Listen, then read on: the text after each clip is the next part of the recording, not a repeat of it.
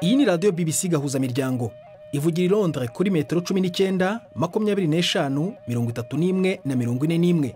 Ivugira ku mirongo ya FM mu karere k'ibiyaga bigari no kuri interineti kuri bbcgahuza.com.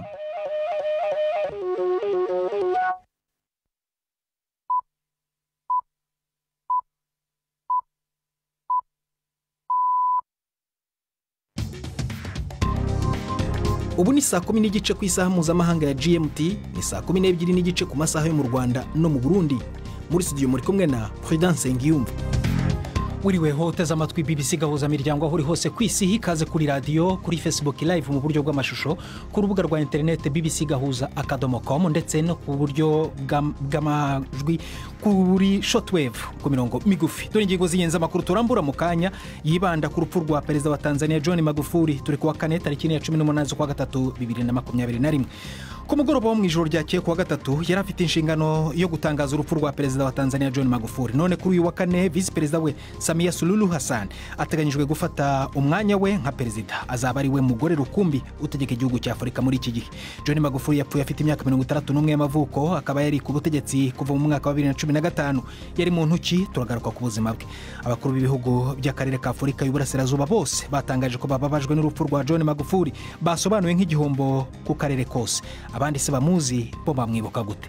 Waruzi ko nugira ikibazo nawe uza kugira ibibazo bikomeye cyane. Akaba ariko yari umwarimu mwiza, yarazi kwigisha, akagira n'ukuntu museka, ariko nimugire ibyo kumenyerana cyane, nta bushuti bwo kwegerana cyane. Ntiwibagirwe n'ikinamico runana nk'uko bisanzwe buri wa kane muri biganiro biwe na Jacques Niyitegeka. BBC gahuza miryango i Bukavu ni kuri FM 102.2. Ikaze ku makuru arambuye duhera muri Tanzania ku nkuru y'urupfu rwa perezida Pombe John Magufuli. Muri Tanzania ro hatangiye iminsi 14 yo kunamira Pombe Magufuli warayapfuye afite imyaka 61 y'amavuko. Ubutegetsi bwatangaje ko apfuye azize indwara y'umutima. Bwana Magufuli wagiye ku butegetsi mu mwaka wa 2015 yaramaze ibyumweru bigera kuri 2 ataragaragara mu ruhame, ariko abategetsi bakomeje guhakana amakuru y'uburwayi bwe. None se mu gihugu umwuka umeze gute? Navuganye na Imani Musigwa uri Dodoma, ntangira mubaza uko abanyatanzania bakiri inkuru y'urupfu rwa perezida Pombe Magufuli. Abatanzania bariko bararira kandi benshi bavuga ko birabababaje cyane, bavuga ko nyakwigendera perezida John Pombe Magufuli yari mukuru w'igihugu yashaka kubona umunyagihugu wo hasi cyane, bamwe ntaho nikora ko nabo bogera igihe bakakaba n'ubuzima bwiza, kandi bakavuga ko uyu yari umukuru w'igihugu yagwanya igiturire kugira ngo amafaranga amashiringi yahora anyuruzwa azogende gufasha abanyagihugu ari benshi. Hanyuma leta rero hari icyo yaba yatangaje ku rupfu rwe? Ejo ku mugoroba aho icegera cy'umukuru w'igihugu yariko arabikira abatanzania kubera urwo rupfu, yatangaje ko abatanzania bazogira ikigandaro cy'iminsi 14. Umugabo uyu munsi ku mutaga Chama cha Mapinduzi naco cyatangaje ko bobo bazogandara iminsi 21 kuno munsi ku mutaga. Kandi Chama cha Mapinduzi cyakoze ikiganiro n'abanyamakuru, cyasiguye ko ku wa gatandatu hirya yejo ko kizoba gifise inama itabisiguye neza, mugabo birateganije ko uwo munsi ariho botanga izina uzoba icegera cy'umukuru w'igihugu. Ntabwo bigeze rero batangaza icyamwishe? Mwitangazo ryatanzwe n'icegera cy'umukuru w'igihugu ejo yavuze ko umukuru w'igihugu yahora afise ingwara y'umutima, kandi iyo ngwara ngo yari yifise mu gihe kirenga imyaka 10. Hanyuma twumvise ko perezida w'inteko ishinga amategeko yagombaga kugira icyo avuga. Hari icyo yaba yatangaje? Icyo yatangaje, yasabye abashinga amateka bose bariko barabandanya ibikorwa bitandukanye mu gihugu ko bagenda mu mukuru w'igihugu muri Dodoma, mugabo yavuze ko byihutirwa. Ntiyatanze umunsi bashakirwa gusora mu uwo mugwi mukuru wa Tanzania. Kumushyingura bye rero bizaba ryari? Nta nkuru iratangwa nibazo mushingura, mugabo eka mu minsi zaba zabitangaza kugira ngo babishire habona. perezida John Pombe Magufuli rero yari muntu ki reka tubyumve muri iyi nkuru ya Salimo Kikeke mwumva mu ijwi rya Prime Ndiko Magenge. John Magufuli yari umuntu ateye impari yabanje gushimwa cyane mu kurwanya yivuye inyuma ibiturire no gufata ingingo ziboneka zo kugabanya umurengera w'amafaranga yakoreshwa na leta. Yahawe agatazerano ka tingatinga kubera intumbero yiwe yo kuvanaho ibitagira umutwe n'amaguru, harimwo gushiraho amategeko atuma amakompanyi yo hanze yimbura ubutare muri Tanzania yongereza ikori yinjiza mu gihugu. Magufuli yatwaye leta yagiye irakomeza ukutihanganira abayinegura n'abatavuga rumwe nayo, imyerekano n'amakoraniro ya politike birabuzwa, abanyapolitike benshi batavuga rumwe nawe barafungwa, abandi bagabwa ko ibitero n'abikekwa kuba abakozi b'inzego za leta. Amategeko mashasha yo gucinyiza ukumenyesha amakuru yarafashwe atuma amwe mu maradiyo n'ibinyamakuru byaho muri Tanzania bihagarikwa canke vyugarwa. Ariko na cyane inyifato yiwe ku kiza c'indwara ya COVID-19 niyo yatumye agirwa ko impari nyinshi cyane no gutera uruhagarara makungu mu guhamagarira abanyagihugu gusenga kugira bikingire umugera wa corona. Hari abanyatanzania baherutse kujya hanze y'igihugu bashakisha inkingo za coronavirus. Aba bantu bazanye coronavirus mu gihugu cyacu bavuyeyo. Reka duhagarare dushikamye. Uru rukingo ntabwo ari rwiza na gato. Leta yiwe yarahagaritse kandi gushira habona amakuru ajanye n'iyo ndwara, naho yaguma bisabwa n'ishami rya ONU riraba amagara ku isi OMS. Nubwo ubutegetsi bwiwe bwari bwatanguye butanga icizere kinini, ubu Magufuli asize Tanzania ari igihugu gitandukanye cyane nuko yagisanze igihe yashika ku butegetsi mu 2015, mbere bamwe bonavuga yuko agisize cacitsemwo ibice. Abakuru b'ibihugu by'akarere ka Afurika y'Uburasirazuba bose rero batangaje ko bababajwe n'urupfu rwa John Magufuli, basobanuye nk'igihombo gikomeye ku karere. Bamwe mu batanze ubutumwa bw'akababaro gusa, ariko hari n'abatangaje icyunamo kizubahirizwa mu bihugu byabo. Jean-Claude Mwambutsa uri i Kigali yabikurikiye muri iyi nkuru irambuye. Umukuru w'u Rwanda Paul Kagame mu butumwa yanyujije ku rubuga rwe rwa Twitter yavuze ko abuze inshuti n'umuvandimwe. Paul Kagame yavuze ko perezida Magufuli yarafatiye runini igihugu cye ndetse n'akarere kose. Uretse ubutumwa bw'akababaro, umukuru w'u Rwanda yanatangaje icyunamo mu gihugu cyose kizageza ku munsi perezida Magufuli azashyingurirwaho. Muri iki gihe yategetse ko ibendera ry'igihugu ndetse n'iry'umuryango wa Afurika y'Uburasirazuba agomba kuzamurwa akagezwa mu cya kabiri cy'inkingi azamuweho. Umukuru w'igihugu cy'u Burundi Evariste Ndayishimiye nawe yavuze ko yashenguwe n'urupfu rw'uwo yafataga nk'inshuti n'umuvandimwe. Yashushanyije Magufuli nk'umuyobozi udasanzwe ndetse n'uwaharaniraga nyabyo ishema rya Afurika. Yongeyeho ko amasengesho ye ayerekeje ku muryango wa nyakwigendera. Perezida Yari Museveni wa Uganda nawe yavuze ko yababajwe n'uru rupfu rwa perezida Magufuli wa Tanzania. Yavuze ko Magufuli yari umukuru w'igihugu ushyira mu gaciro, wemeraga kandi agaharanira iterambere ry'ubukungu bw'akarere ka Afurika y'Uburasirazuba. Avuga ko Uganda yifatanije na Tanzania mu kunamira uwo yise umwana wa Afurika nyawe. Umukuru w'igihugu cya Kenya Uhuru Kenyatta we yavuze ko abuze inshuti, umuvandimwe ndetse n'umuyobozi babonaga ibintu kimwe. Yatangaje icyumweru cy'icyunamo mu gihugu cya Kenya yose. Undi mukuru w'akarere ni Felix Tshisekedi wa Repubulika ya Demokarasi ya Kongo, nawe wanyuze ku rukuta rwe rwa Twitter akavuga ko yababajwe n'uru rupfu rwa mugenzi we n'umuvandimwe Joseph Pombe Magufuli. Uretse akarere k'ibiyaga bigari, umukuru w'igihugu cya Afurika y'Epfo Cyril Ramaphosa ndetse na Lazarus Chakwera wa Malawi nabo batangaje ko bababajwe cyane n'urupfu rw'umukuru wa Tanzania. Tundu Lissu ni umwe mu batavuga rumwe n'ubutegetsi wiyamamaje ahanganye na nyakwigendera perezida Magufuli mu matora y'umukuru w'igihugu y'umwaka ushize wa 2020. Ubu ari mu buhungiro. Niwe wabanje kubaza amakuru ya perezida Magufuli igihe atagaragaraga mu ruhame. Yagize icyo avuga nyuma y'urupfu rwe. President Magufuli's death offers Tanzania. Urupfu rwa Magufuli ruhaye Tanzania amahirwe adasanzwe yo kuganira ku murongo mushya, amahirwe yo kuva mu nzira yo kurimbuka. Imigambi ye, politike ye, uburyo yahakanaga COVID-19 hamwe n'ibindi bintu byose yakoze muri iyi myaka 5 ishize byajyanaga igihugu mu kangaratete. Rero kuba agiye biduhaye twe nk'igihugu amahirwe yo kuganira ku murongo mushya. Fatuma Karume nundi nawe utavugaga rumwe na perezida Magufuli akaba n'umunyamategeko nawe yagize icyo atangaza. It's sad that birababaje kuko vyatwaye igihe kirekire kugira ngo abanyagihugu babwige ukuri. Igihugu cari kimaze igihe kirekire kiri mu madidane, ntivyari ngombwa ariko rero Imana imwakira sinigeze ndamumenya ku giti canje ariko nk'umukuru w'igihugu sinibaza yuko hari ibintu byiza abantu benshi bazomwibukirako kubera ko kuva yaba perezida igihugu cacu carahindutse cyane cabaye igihugu cuzuye agahinda uburenganzira bw'umuntu ku giti ciwe bwaratwawe ndasaba Imana kugira ngo duhagarike kugiriranira nabi dusubirane urukundo tuache kumezana turudi kwenye upendo. Saa 2:20 muri Tanzania, saa 1:20 mu Rwanda no mu Burundi. Iyi ni BBC gahuza miryango ukomeje kumva ni mu makuru adasanzwe yibanda ku rupfu rwa perezida Pombe Magufuli. Mu kanya turagaruka ko makuru arambuye ndi Prudence Ngiyumva. BBC gahuza miryango igoma ni kuri FM 93 n'ibice 8. Nubwo benshi rero bazi izina Magufuli nk'umunyapolitike mukuru ku rwego rwo hejuru muri Tanzania, ariko mbere yo kuba perezida w'igihugu yabanje kuba umurezi.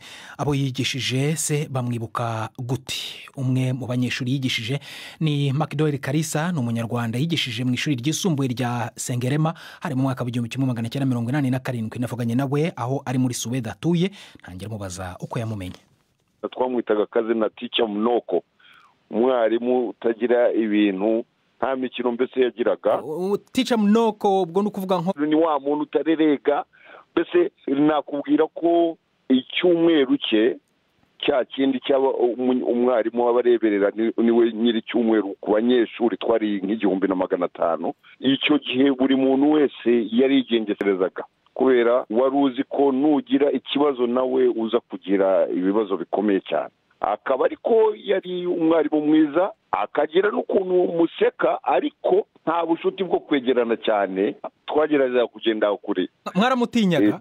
Twaramutinyaga, ari ukubaha, ariko uwe twaramutinyaga. Hari n'ikindi kintu kimwe mushimira nk'isomo nakuye kuri we, no kumenya kuvugisha ukuri. Iyo wakoraga ikosa ntabwo yarebaga ngo uva he, yaguhanaga nk'uko hana buri muntu wese. Kuko hari ibintu nibuka yatwirukansaga mu gitondo, tujya kwirukanka mu gitondo batubyutse. Muchaka yatuvumburaga wagiraga ngo ni iki, twaramwumvaga Mnoko anaingia urumva. Arambabaje cyane kubera ko yari intwari, yagerageje gukora igihugu cye.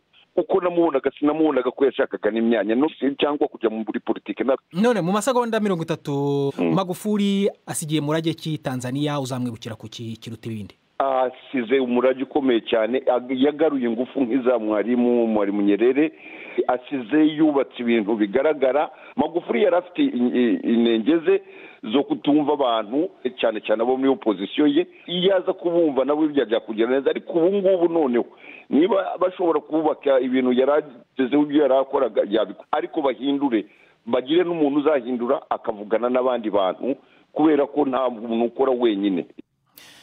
Perezida Pombe Magufuli rero yapfuye, ariko igihugu gikeneye undi mutegetsi mushya. Ku mugoroba wo ku wa gatatu yari afite inshingano yo kugaragaza urupfu rwa perezida John Magufuli. None kuri uyu wa kane visi perezida we Suluhu Hassan ataganyijwe gufata umwanya we nka perezida. Madamu Samia watowe bwa mbere muri 2015 ari kumwe na perezida Magufuli yongeye gutorwa mu mwaka ushize, akazategeka rero imyaka yose isigaye ya manda y'imyaka 5 bari baratorewe. Azaba ari we mugore wa mbere rukumbi utegeka igihugu cya Afurika muri iki gihe. Ntabwo ari uwa mbere, ahubwo niwe ubu ngubu uzaba utegeka igihugu muri Afurika. Umwanya wa perezida wa Ethiopia wo ufitwe n'umugore, ariko ni nk'umuhango gusa w'ikimenyetso ukajya ku rutonde rw'abagore bageze ku myanya yo hejuru ku butegetsi ku mugabane wa Afurika. None se Samia Suluhu Hassan ni muntu ki? Ni mu nkuru ya Rahat Musafa mu ijwi rya Florentine Kwizera. Yagenywe ubwa mbere mu murimo wa leta mu mwaka wa 2000, aza kumenyekana cyane mu mabanga y'igihugu muri 2014, aho yagenwa nk'icegera c'umukuru w'umugwi ujeje gutegura ibwirizwa shingiro. Kubijanye n'inyifato ni nk'iguhushane ca Magufuli. Mu gihe Magufuli we yamenera inda ku rutoke, atarinze guca hirya no hino, akavuga atakujya umuntu wacanke gutinya gushira hanze amarangamutima yiwe, uwundi we abanza kwiyumvira cyane kandi arigengesera kubabaza abandi. Nta nkeka yuko Samia Suluhu Hassan yubaha umukuru w'igihugu wiwe, ariko kandi nawe nyene ahakeneye kugira ico avuze ntiyitangira itama. kumbura ikimenyamenya ni muri 2017 igihe yagendera kizigenza mu batavuga rumwe na leta Tundu Lissu aho yari mu bitaro i Nairobi muri Kenya igihe yari amaze guhakwa kwicwa akarusimba. Mufasoni Samia yavukiye mu izinga rya Zanzibar mu 1960 mu nyuma aja kwiga ibijanye n'intwaro ubwa mbere muri Tanzania nyene, hanyuma aja kunonosorera ivyigwa vy'inyuma y'igice ca mbere ca kaminuza muri kaminuza ya Manchester mu Bwongereza. Mu 1978 yubakanye na Hafid Ameir nawe yanonosoye ivyigwa by'uburimyi muri kaminuza, ariko akaba umuntu aciye bugufi cyane. Kuva umupfasoni Samia abayicegera c'umukuru w'igihugu nta narimo araboneka yifotozanije n'uwo bubakanye. Bafise abana 4 barimo Mwanu Hafid Ameir asanzwe ari mu bashinga amateka ba Zanzibar. Noneho n'umwanya w'ikinamico runana.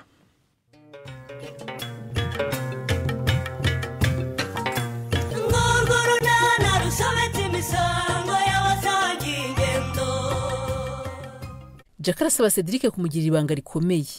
Mutesi we ngo yabonye igisubizo cy'ikibazo amaranye iminsi. N'urunana.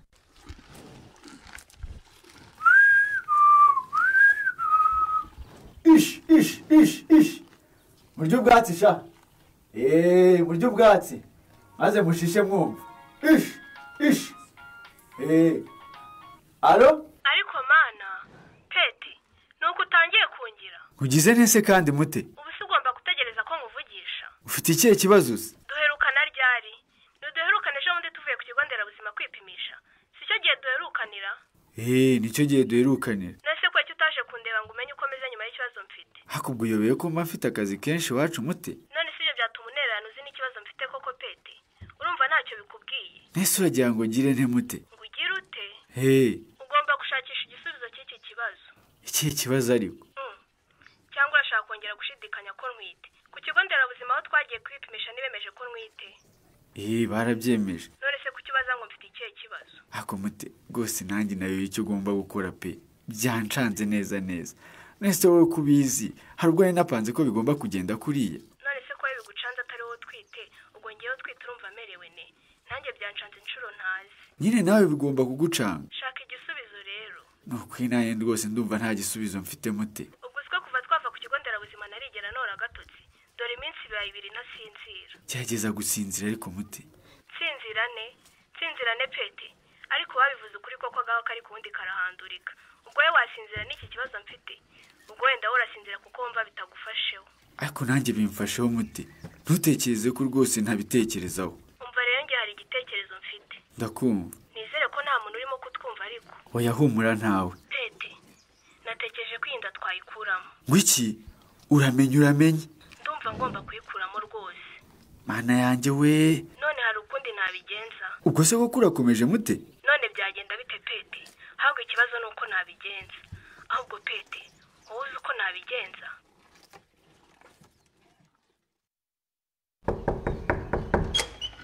Karibu Cedric. Waramutse Jackie.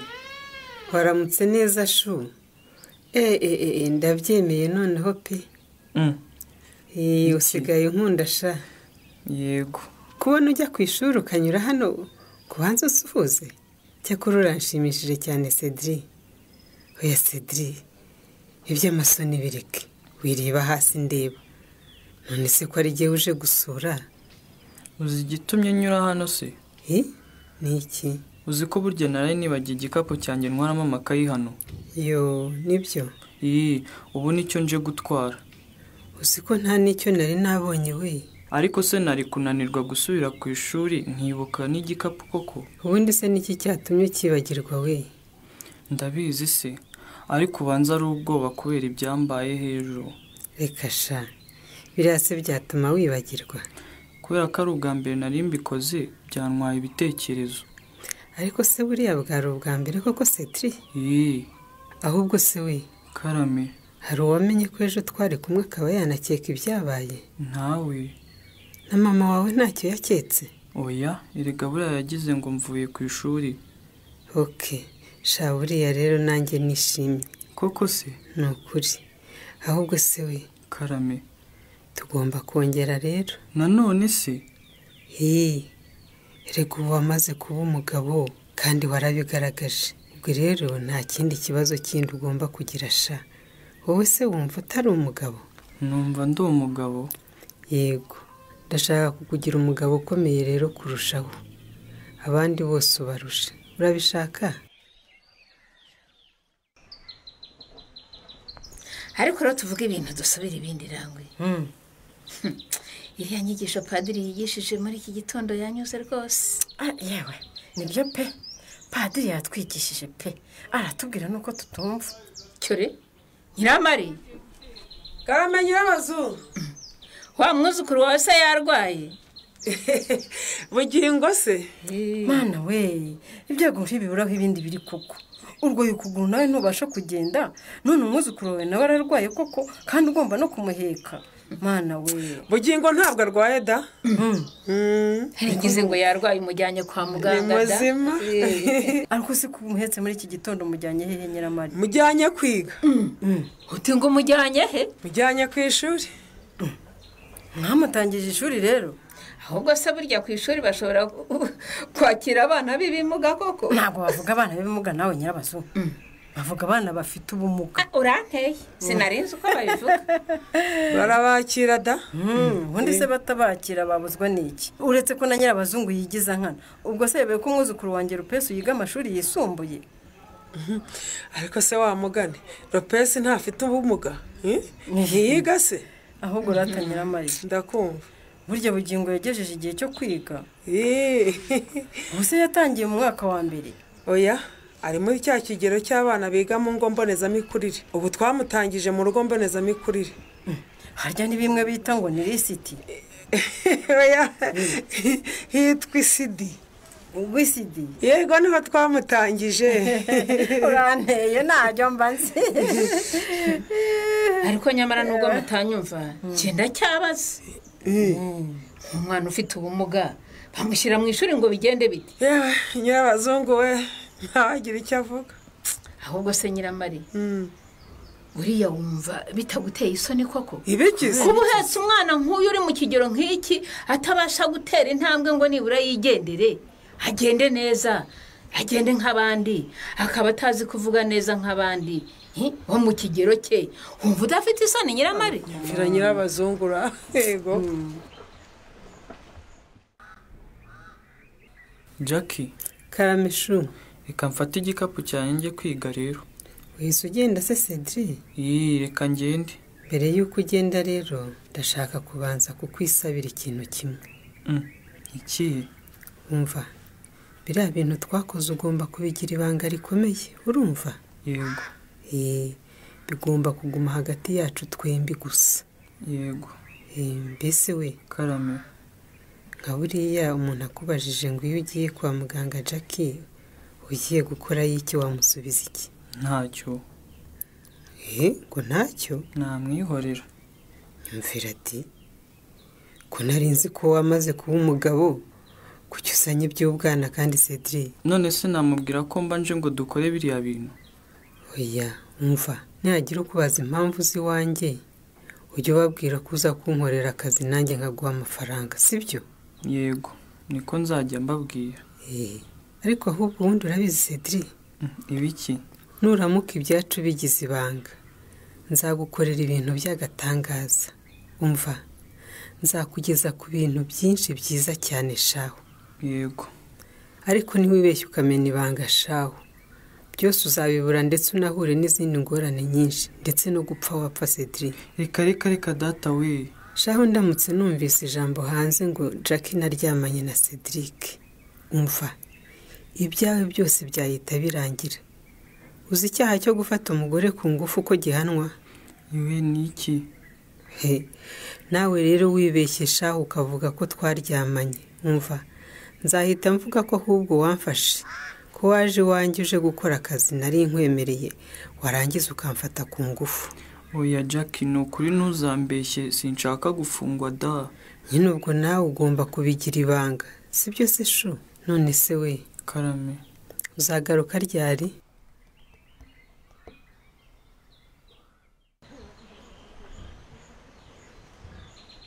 ariko badi uzi ko twakomeje kuganira nkaba ngiye gukereza bugingo kumugeza kuri sidi.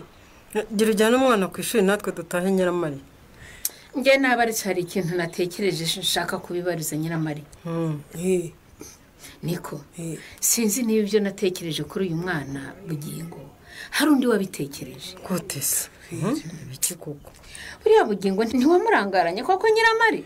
Namurangaranye ntese nyamara ntekereza ko hari icyo mwari gukora uyu mwana agakira ibi bintu akaba muzima se ubumuga bukagenda Nyirabazo akabukira nyine. uri gukora iki se Nyirabazo? Nyamara rangwe nawe Nyiramari ndakumva twese turi bakuru mwe ntimutekereza ko ari abazimu bo mu muryango bashobora kuba baramuhinahinnye batya koko?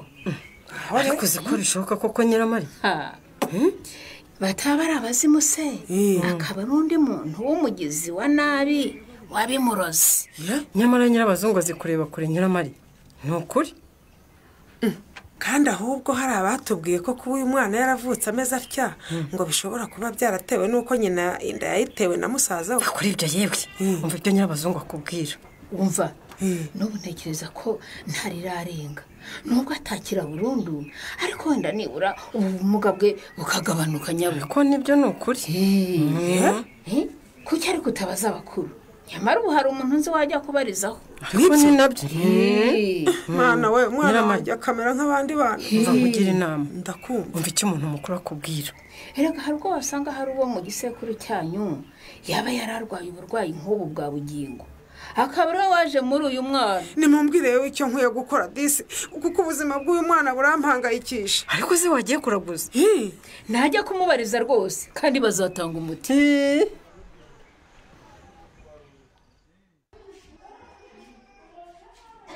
harya wambwiye ko witwa nde mukobwa mwiza? Nitwa Mutesi. ni ukwihangana uyu munsi urubyiruko mwabaye benshi mwaje gushaka serivisi hano mu cyumba cy'urubyiruko ku kigo cyacu. nayibonye uyu munsi twari benshi rwose. ngambwira ikibazo cyawe rero nguteze amatwi. nyine ikibazo cyanjye nako si ikibazo cyanjye ni icy'umwana w'inshuti yanjye afite. nyine mfite umwana w'inshuti yanjye ni umukobwa nyine ariko afite ikibazo gikomeye cyane akeneye ubufasha rero. uwo mwana w'inshuti yawe nawe yaje hano mu cyumba cy'urubyiruko se? oya ntiyaje ariko muga ubyumve pe afite ikibazo gikomeye cyane. wazamubwiye se akaza hano akatubwira ikibazo cye tukamufasha mute? oya ntiyaza atazi neza ko ikibazo afite gishobora kubonerwa umuti. ikibazo cye giteye gite? nyine uwo mwana w'inshuti yanjye afite ikibazo gikomeye. mbwira nyine ikibazo cye giteye gute? nyine yagize ibyago akora imibonano mpuzabitsina adakoresheje agakingirizo ahita atwara inda. muri make uwo mwana aratwite yanduye virusi itera sida cyangwa yanduye indwara zandurira mu mibonano mpuzabitsina cyangwa bifite byose? byose? oya ntabwo ari byose muga waratwite gusa. ubwo nyine kuva atwite ugenda umubwire ko agomba kuza hano ku kigo nderabuzima agatangira gahunda yo kwipimisha nk'umugore utwite kugira ngo akurikiranweho n'umwana atwite bityo bagire ubuzima bwiza, sibyo? ariko sibwo bufasha akeneye ubu. akeneye ubuhe bufasha? arifuza kuyikuramo muga. ngo iki? urumva aracyari umwana muto pe kandi niyiteguye kubyara uwo mwana ngo yitwe umubyeyi kandi nawe agikeneye kurerwa arashaka kuyikuramo rero. nyumvira ariko ni ukuri muga. ariko uwo mukobwa wamubwiye akazaza kundeba tukaganira mute? ukamufasha kuyikuramo se? ndakubwiye ngo uzamubwire aze kundeba nzamugira inama izamufasha. none se wambwiye ko narinje kumubariza hano mu cyumba cy'urubyiruko cyo ku kigo nderabuzima kumubariza niba hano mushobora kumuha iyo serivisi yo kuyimukuramo ko ayisamye atabishaka. ni ukuri yarihebye cyane muga bizashoboka. Mutesi udashaka kwirura ngo avuge ikibazo cye se azabona ubufasha bigenze bite? iki cyifuzo afite cyo wakivugaho iki? naho mu kiganiro runana cy'ubutaha. barakoze mu ikinamico runana nabo batusoreje ibiganiro byacu byo kuri uyu mugoroba byibanze cyane ku nkuru y'urupfu rwa Pombe John Magufuli wari perezida wa Tanzania wapfuye afite imyaka 61 y'amavuko. Diego Buja yavugize ati nababaye cyane. ubwo butumwa bwe nibwo butugejeje ku musozo rero wa makuru yacu nibi biganiro utabashije kubyumva jya kuri bbc.com byari bibone Jacques Nitege kandi Prudence Ngyumva wakoze gusangira umugoroba wawe natwe uraraharyana kandi ukomeze wirinda n'abandi.